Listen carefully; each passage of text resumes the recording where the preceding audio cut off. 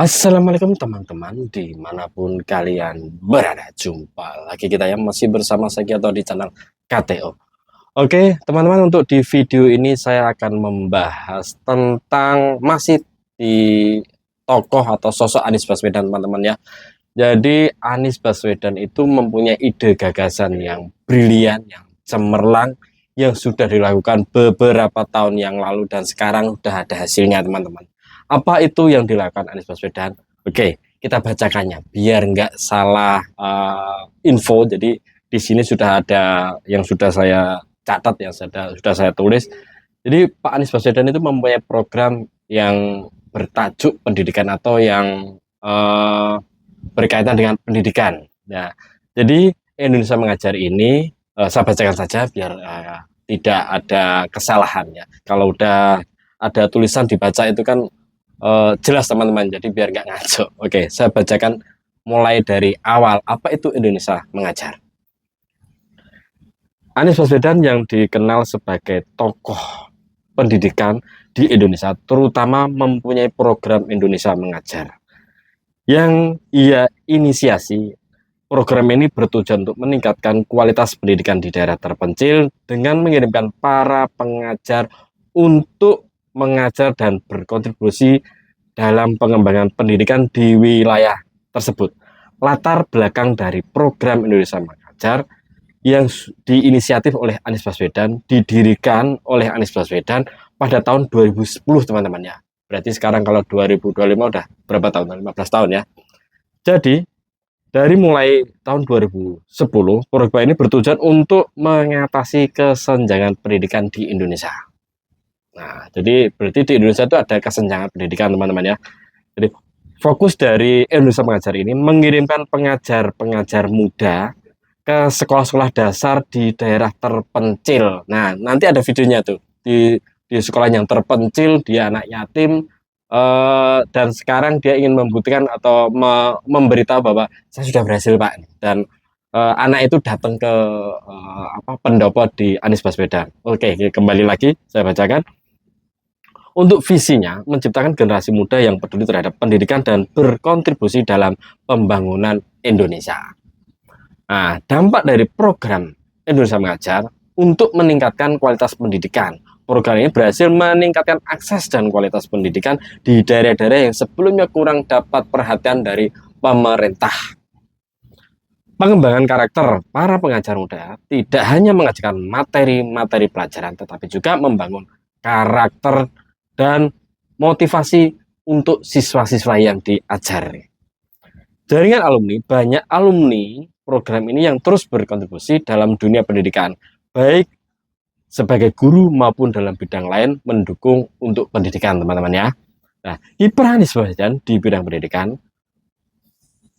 kita semuanya tahu Bapak Anies Baswedan dulu pernah menjadi Menteri Pendidikan dan Kebudayaan. Bapak Anies Baswedan menjabat sebagai Menteri Pendidikan dan Kebudayaan dalam periode pertama pemerintahan Jokowi. Meskipun masa jabatannya tidak lama teman-teman ya. Akan tetapi pendidikan inklusif, ia mendorong pendidikannya inklusif dan berkeadilan dengan fokus pada pemerataan akses pendidikan di seluruh Indonesia. Pengaruhnya bisa dibawa ke sewaktu Bapak Anies Baswedan sebagai Gubernur DKI. Anies melanjutkan komitmennya untuk meningkatkan kualitas pendidikan di ibu kota, termasuk program-program yang mendukung pendidikan anak-anak. Dan dari kesimpulan, Anies Baswedan telah memberi kontribusi signifikan dalam dunia pendidikan di Indonesia melalui program Indonesia Mengajar dan berbagai inisiatif lainnya. Kiprahnya menunjukkan komitmen untuk menciptakan pendidikan yang lebih baik dan merata bagi seluruh anak bangsa. Ini bukan hanya sekedar teori, ini bukan hanya sekedar hoax, ini sudah dilaksanakan beberapa tahun yang lalu, mungkin kurang lebih hampir 15 tahun, dan hasilnya seperti ini. Dan waktu itu di daerah Maluku itu ada pengajar yang namanya Dedi, yang telah sukses membuat pendidikan di wilayah itu, dan anak yang dididik itu sowan ke pendopo Anies. Dan ini videonya, ini buktinya. Jadi kita menginformasikan bukan hoax namanya, ini ada buktinya, ada videonya. Silakan kita tonton bersama-sama. Selamat siang semua. Hari ini saya dapat kehormatan menerima tamu namanya Nindi. Nindi ini adalah seorang anak yang tinggal di desa apa namanya? Wadanko di Kabupaten Maluku Tenggara Barat, Kepulauan Tanimbar. Nah, pada waktu itu Dedi ini yang samping saya, Dedi waktu itu adalah pengajar muda yang bertugas di sana. Pada waktu itu tahun berapa, Ded? 2011 ya. Terus gimana ceritanya Nindi? Jadi Nindi ini anak paling, bahasa saya sih paling cemerlang lah ya di sekolah Pak. Lalu kemudian kebetulan anak yatim dan mamanya punya aspirasi yang tinggi sama dia. Jadi sebelum selesai bertugas, saya datang ke mamanya, lalu bilang, mama saya nekat aja Pak, saya izin menyekolahkan anak ini sampai sarjana. Mama saya nggak bisa biayain apa-apa, tapi kalau sudah jadi sarjana mama bisa datang. Jadi 13 tahun setelah itu Pak, ibunya bisa Dream come true. Dream come true. Dan hari ini adalah 13 tahun kemudian. 13 tahun kemudian, Nindi sudah jadi sarjana. Kamu sarjana apa sekarang? Sarjana manajemen. Kemudian didampingi dengan ibu. Ibu datang berangkat dari kampung hari apa, Ibu? Januari ya. Oh, udah lama. Dari kampung dari desa Walenko, sekitar tanggal 25, tanggal 26 naik kapal. Beberapa hari kurang lebih 3 atau 4 hari. Ke 3-4 hari naik kapal ke Ambon. Terus dari Ambon baru naik pesawat ke Surabaya. Kita jemput di Surabaya tanggal 6 Februari. Habis itu kita bawa juga ke Malang. Setelah itu wisuda kita bawa liburan lagi ke Salatiga, sekalian ada pengalaman buat naik kereta. Sudah ada pengalaman naik pesawat. Jadi ini ibu pertama kali naik kereta? Iya. Pertama kali naik pesawat juga? Pertama kali Ya, ini yang menarik dari peristiwa ini ya buat teman-teman semua. Satu adalah Dedi yang jadi pengajar muda. Ketika sampai di sana, dia memutuskan untuk tidak hanya mengajar, tapi membawa anak potensial untuk berkembang. Dan hari ini Nindi sekarang sudah jadi sarjana, 13 tahun kemudian. Mudah-mudahan ini jadi inspirasi bagi semuanya, bahwa ketika kita memberikan kesempatan untuk pendidikan, maka masa depan akan terbuka.